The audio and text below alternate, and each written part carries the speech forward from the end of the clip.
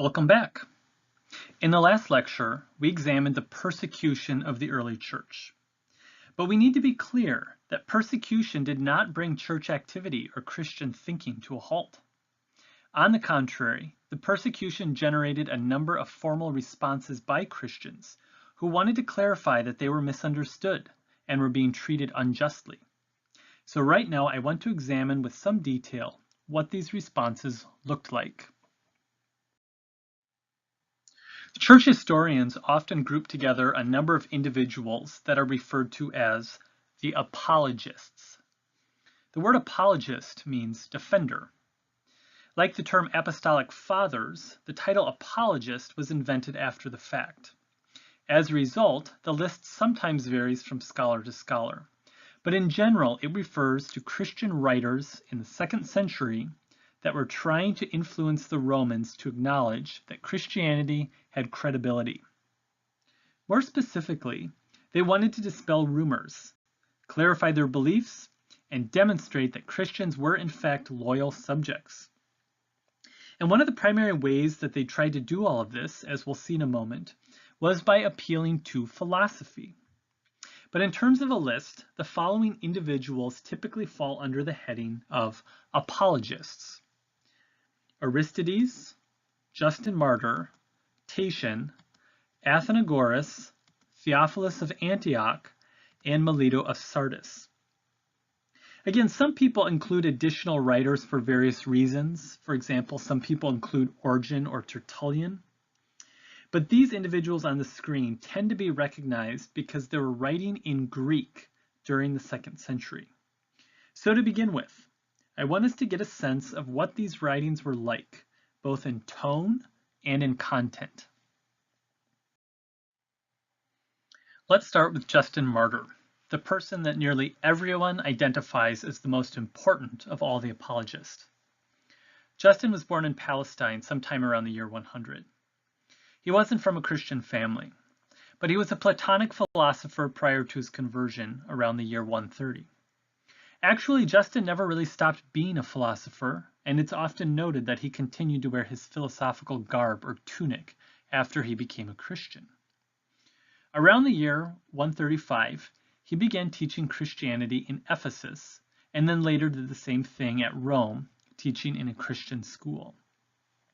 Sometime around the year 167, another philosopher brought charges against him and he was executed. Justin had 3 particularly famous works: First Apology, Second Apology, and his Dialogue. Actually, some people think the Second Apology is actually an appendix to the first. But anyway, I want to make a few observations about Justin's writings so that you have a sense of what his work was all about.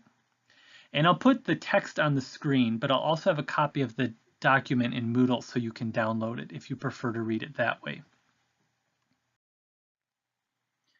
The First Apology was composed around the year 155 and is addressed to the emperor. Here's how it begins. To the emperor, Antonius Pius Augustus Caesar, and to his son Vericissimus, the philosopher, and to Lucius, the adopted son of Pius, a lover of learning, and to the sacred Senate, with the whole people of the Romans, I, Justin, address and petition in behalf of those of all nations who are unjustly hated and wantonly abused, myself being one of them. So first and foremost, this is an address to the emperor concerning injustice. Justin wants justice. And one of the ways he's going to make the case for justice is by appealing to reason. Justin continues. Reason directs those who are truly pious and philosophical to honor and love only what is true, declining to follow traditional opinions if these be worthless. For not only does sound reason direct us to refuse the guidance of those who did or taught anything wrong, but it is incumbent on the lover of truth by all means to choose to do and say what is right. Do you then, since you are called pious and philosophers, guardians of justice and lovers of learning, give good heed and hearken to my address? And if you are indeed such, it will be manifested. For we have come not to flatter you by this writing, nor please you by our address, but to beg that you pass judgment after an accurate and searching investigation, not flattered by prejudice or by a desire of pleasing superstitious men, not induced by irrational impulse or evil rumors which have long been prevalent, to give a decision which will prove to be against yourselves. So do you see what he's really saying to his audience? If you really are the people you claim to be, if you're really lovers of truth, then you'll get to the bottom of this without getting caught up in rumors and prejudice and the like. And from here he goes on to examine the various charges against Christians. For example, he addresses the charge of atheism. He explains that they worship the most true God rather than the gods that are made up and set up in shrines, which he dismisses as soulless and dead. He also goes on to explain that Christians are not subversive, that they're not looking to set up a human kingdom or take away anything from Rome. He writes, quote, "And everywhere we, more readily than all men, endeavor to pay to those appointed by you the taxes, both ordinary and extraordinary, as we have been taught by him." And from there he goes on to discuss Matthew 22 and the anecdote about giving to Caesar what is Caesar's.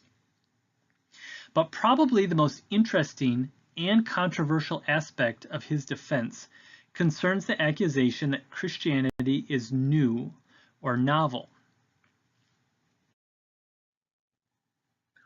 Open your Benson text to page 5 under the heading The Liberal View and follow along. Justin says, "But least any, to turn men from our teaching, should attack us with the unreasonable argument that we say that Christ was born 150 years ago in the time of Cyrenius, and that he taught what we affirm he taught thereafter in the time of Pontius Pilate, if, I say, they should find fault with us for treating as irresponsible all men born before him. Let us solve this difficulty by anticipation. We are taught that Christ is the firstborn of God, and we have shown above that he is the reason of whom the whole human race partake. And those who live according to reason are Christians, even though they are accounted atheists. Such were Socrates and Heraclitus among the Greeks, and those like them." So do you see what Justin is doing here? He's basically saying that the Logos, or reason, is actually the pre-existent Christ and existed in the world before the incarnation. Therefore, when people like the prophets or Greek philosophers were following the Logos, they were in some sense following Christ. So again, what Justin is trying to do here is turn the tables. He's arguing that Christianity isn't the new kid on the block at all. Rather, it's the first kid on the block.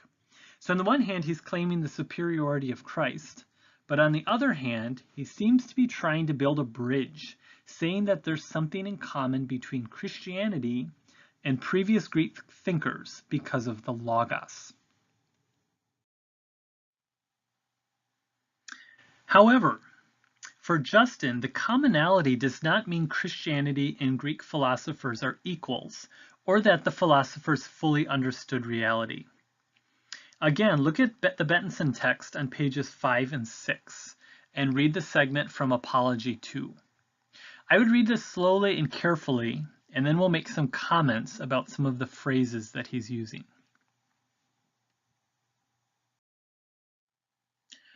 I want to make just a couple of comments about this dense passage. First, he says, "Whatever has been uttered aright by any men in any place belongs to us Christians." Justin is willing to embrace truth wherever it's found because all truth is rooted in the Logos, in Christ. So if there's truth in Socrates or Plato, he's willing to embrace it because it's derived from the Logos. Or you might say for Justin, all truth is God's truth. Second, Justin is making an important distinction that we can easily miss by reading this in English. More specifically, he's clarifying that this is not Stoicism. Remember in an earlier lecture, we said that the Stoics believed that there was a universal reason or Logos that permeated the universe, that it was embedded into the world. that it was part of people. It was something that everyone had. Everyone has sparks or seeds of the Logos.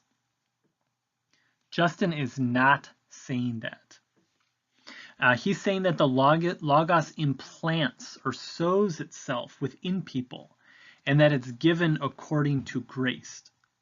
So Justin is preserving the transcendence of Christ rather than allowing it to be part of people. In other words, he's guarding against pantheism. Now let's go back to that first apology and see how he wraps up that particular text. Much like the introduction, Justin makes a final appeal to reason. He says, "And if these things seem to you to be reasonable and true, honor them. But if they seem nonsensical, despise them as nonsense, and do not decree death against those who have done no wrong, as you would against your enemies. For we forewarn you that you shall not escape the coming judgment of God, if you continue in your injustice. And we ourselves will invite you to do that which is pleasing to God." So he basically makes this final appeal to reason, but then he couples it with a threat, namely, the coming judgment of God. If you're interested in this genre of Christian literature, here are 3 texts that you might enjoy. So the first comes from Athenagoras, his text, A Plea for Christians. Athenagoras was from Athens. He referred to himself as the Christian philosopher. And this text was addressed to the Emperor Marcus Aurelius in the year 177. In the text, he addresses 3 different accusations: atheism, Thespian banquets, and Oedipian incest. Chapter 10 has some early Trinitarian reflection. And the text also has a big emphasis on the transcendence of God. It's trying to distance Christianity from pantheism. The second text, Theophilus of Antioch. So as the title implies, Theophilus is from Antioch. Actually, he was the bishop of Antioch. He was born sometime around the year 115 and died sometime around the year 180. In this particular text, he uses the Greek word trios. So he's the first person to use the word trios, or that we would translate it as Trinity. This text also has a strong emphasis on creation ex nihilo, or the idea of creation out of nothing. And then the third text by Tatian, addressed to the Greeks. Tatian was from Assyria. He was educated in Greek philosophy and rhetoric, and later he became the pupil of Justin Martyr. So these are 3 texts that you might enjoy reading, and you can find copies of the text online. As you can probably imagine, the use of philosophy is often hotly debated within Christianity. Blaise Pascal, famous mathematician, he once said that the God of the philosophers is not the God of Abraham, Isaac, and Jacob. Some people read these texts and feel that the apologists are inappropriately combining or mixing Christian thought with pagan Greek philosophy. On the other hand, a lot of people read these texts and they really admire the work of the apologists. They're defending the faith when it badly needs a defense, and they're beginning to engage in deep theological reflection. So I don't know what you think about the apologists, but as you read Tertullian and start putting together your document analysis, I think you'll have a pretty good sense of what Tertullian thinks about the kind of project that the apologists are engaged in, at least their use of pagan philosophy. Thanks for listening.